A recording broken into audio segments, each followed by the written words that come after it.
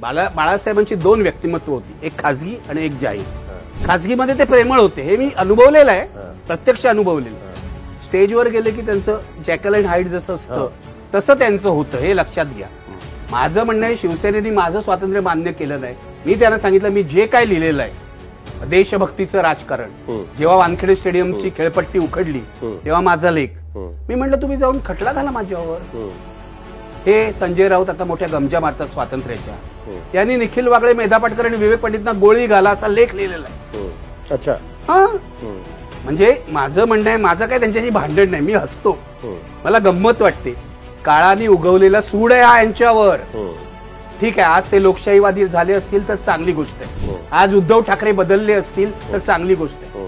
पण आज ते म्हणतायत कुणाल कामराला माझा पाठिंबा आहे. उद्या कुणाल कामरानी तुमच्यावर गाणं केलं तर तुम्ही शांत बसणार आहात का?